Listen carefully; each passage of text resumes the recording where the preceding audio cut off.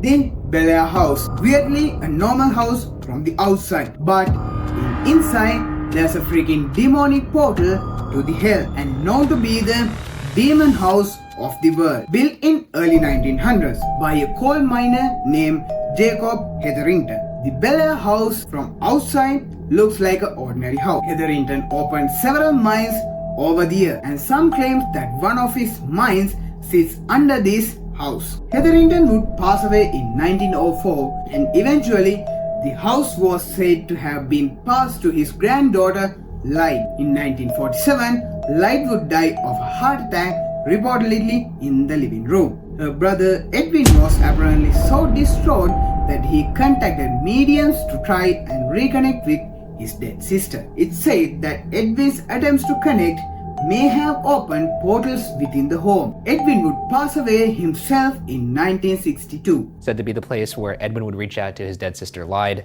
And speaking of Lyde, she is said to have died right here of a heart attack. And after that, ownership of the house passed from owner to the owner. Families that lived there only did so momentarily. After strange activities in the house prompted them to leave eventually. The home sat abandoned during this time. Neighbors would claim to see activities within the seemingly vacant home, such as people moving about peering out of the home's window. There was only a desk in the house, nobody knows why. This seemingly normal home is ripe with the activity. Some point to the notion that the house allegedly sits on a ley line, which are unseen lines connecting important physical, spiritual marks for Asian culture. Other people point to the fact that the land beneath the house sits Asian to what the current owner claims that a native burial caves. And finally, there's a possibility that past coal mine accident contributed to the unrest. Either way, something is not right at the Bellaire house. Perhaps that's why it is abandoned until Christine Lee, after her previous home has been destroyed by flash floods. Christine Lee understandably thought her luck had changed when she managed to buy a beautiful Bellaire house at a foreclosure sale for reportedly only for $4,600. In 2005, Christine Lee and her family moved into the Bellaire house, marveling at what was seemingly a steal. Soon after moving in, it became apparent why the house was abandoned. Lee would hear voices would disappear mysteriously, and she would hear footsteps in the attic. One night, while napping on the living room couch, Kristen claims she woke up to a man standing in her living room. Terrified, Christine watched as the man walked away and vanished before her eyes. Quote, "I was not sure if I was dreaming or had actually seen a ghost. I looked around the room and everything was in its place. However, the room was freezing cold. I saw my breath." End quote. What was odd about him was I could see straight through him, and I could see through the foyer too, and he had a flat affect. There was no emotion, or there was nothing on his face. It was just very flat. And to that point, had weird things been happening leading up to that, or was that the first encounter? For me, it was the first encounter because we were homeless. We were affected by 2 flash floods. So in my mind, I thought, this is probably because we're working too hard, we're adjusting to the house. So I kind of just let it go off to the side in the back of my mind. And that's where we left it. But it was very unexplainable at that point in time. And then later on, down the line, years later, I finally understood that I wasn't just tired. We weren't just adjusting to the house, that it was a ghost. It was a full apparition of a man. At first, Christine blames stress and says of that time, quote, "I thought it was just tired and questioned my sanity. I never believed in paranormal because I am a trained forensic mental health professional as well as a master level psychologist. I blamed psychology until there was no more psychological reason." End quote. Though Christine tried to ignore the signs, the encounters continued to escalate and get more violent. In nature, the breaking point for Christine was an incident involving her dog, Bella.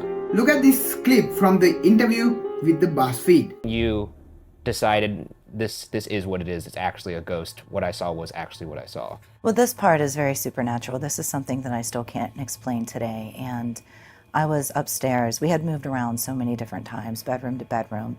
We were in the back bedroom. It was just my dog Bella and I, and everybody had gone out that night. And I felt like paralysis. It really did. So of course I blamed psychology again. That's what I always blamed. And I couldn't move.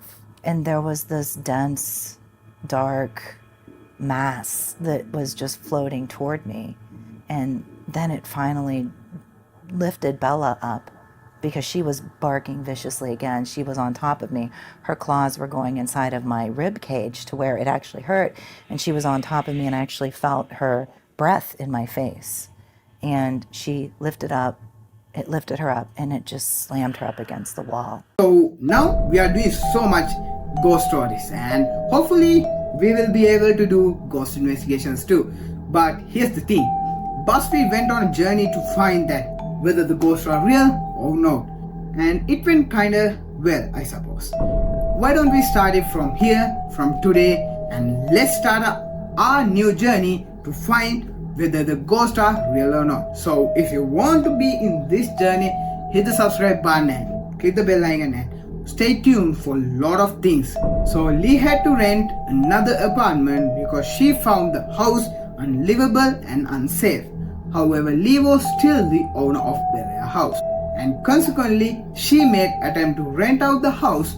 Unfortunately, her attempts were ultimately unsuccessful, as those who rented from her would move in and subsequently leave due to fear of this house. Lee claims she even reached the point where she offered to sell the house to the village for the sum of $1, which was refused. One article says that locals were wise to the unsafe nature of the home. This would lead to the revelation of turning the house into a destination for paranormal investigation, which would save the house and perhaps lead to the answer that all who are interested in paranormal, like me, Sam and Kobe, BuzzFeed, and Face Drug. So according to the paranormal investigators, they believe that there might be something that may not be human at all, which lead us to Emily Davis, the house child spirit, a small girl upon research, and Emily may have existed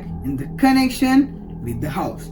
So, but we know that it might be a demon because there are so much of attempts that demons or non-human entities will present themselves as something less formidable to trick those that encounter them.